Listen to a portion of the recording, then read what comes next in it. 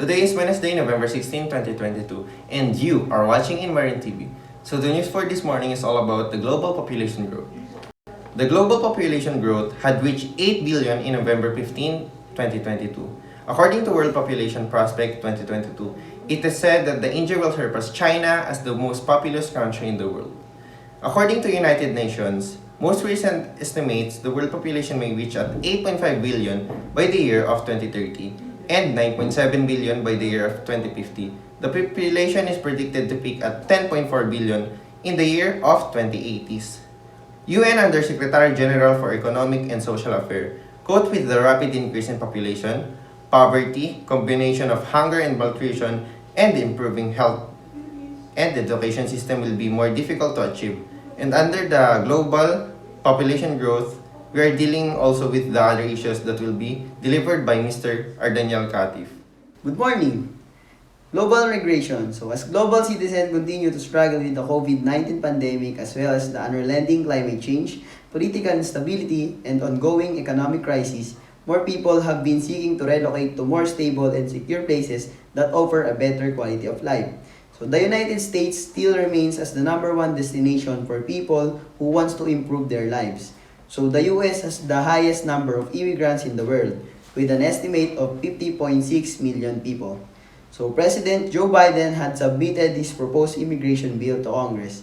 This bill is said to modernize the immigration system in America, and it would allow more new immigrants into the US while giving millions of unauthorized immigrants citizenship.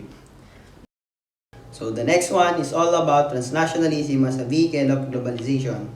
We can deny the fact that transnationalism plays a significant role in many different aspects. Overseas Filipino workers continues to contribute to remittance expansion of the Philippines. The number of OFWs around the globe during 2020 is at 1.77 million. In 2022, Bangko Sentral ng Pilipinas reported that the total remittance sent by the OFWs to the Philippines is estimated at 124.5 billion pesos. Other than that, the Philippines Children Fund of America, or the PCFA, a non-profit organization based in San Francisco, California, have implemented several projects that is designated to support Filipino families in poor living conditions. The said organization have spent $90,000 a year for 30 years providing tuition and material support for 300,000 families in the Philippines. So, the next will be use of plastic in the Philippines and environmental sustainability and stability. The Philippines produce 2.7 million metric tons of plastic waste annually, of which 500,000 metric tons end up in oceans. It is the third largest contributor of global oceans plastic pollutions. Plastic pollution is adversely affecting marine life, ecosystem, fisheries, people, livelihoods, health, and well-being among other dimensions of sustainable development. In 2016, it was estimated that 8 million tons, an equivalent of one garbage truck of plastic waste, leak into the world's oceans every minute. If this trend continues, projections that reveal that oceans will have more plastic than fish by 2050. For this reason, the United Nations Environment Assembly, the world's highest level decision-making body on the environment this year, agreed to forge an internationally legally binding agreement by 2024 to end plastic pollution. By 2050, the cumulative greenhouse gas emissions from plastic could be responsible for 10 to 13% of the world's remaining carbon budget. This pathway threatens the ability of the global community to keep global temperature rise to the safe limit of below 1.5 degrees Celsius. Aside from the emissions produced from oil and gas extractions and plastic productions, landfilling, recycling, and incineration of plastic waste generate differing amounts of emissions. Incineration is the primary source of emissions from plastic waste management. Increase the plastic productions will negatively impact on the country's ambition for greenhouse gas mitigation and our pursuit for sustainability of the environment that we live in. So next will be the global food security. Food security is an urgent and pressing concern because it affects all of us in the global arena. In 2020, the COVID-19 pandemic exposed the vulnerabilities of the healthcare system and the national food chain. Like in other countries, the Philippines was not exemption with the effects of the pandemic that restricted the movement of people and goods, limited access to resources and aid.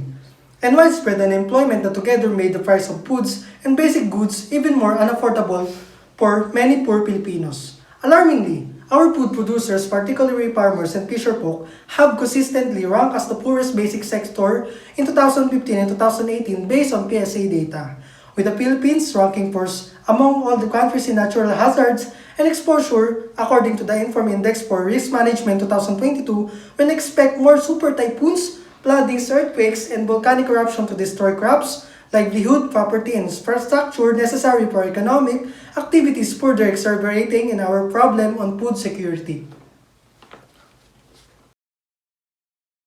So the next one will be global citizens identify as members of the international community as people and their countries become more interconnected and interdependent. A community of this kind is quickly developing the political, social, economic, and moral principles of this community that have also been upheld by world leaders for the past 100 years are supported by the activities of a global citizen.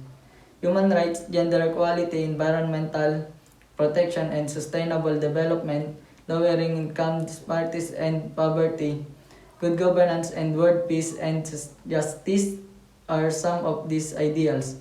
Since the end of World War II, an increasing number of nations have signed international agreements, conventions, and treaties that embody these ideals.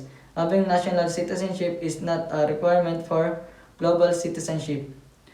One criticism of global citizenship theories and practices and their connection to economic and instrument development to start. There is an ongoing discussion on how neoliberalism and global citizenship ideology feed each other and reinforce the commodification of higher education.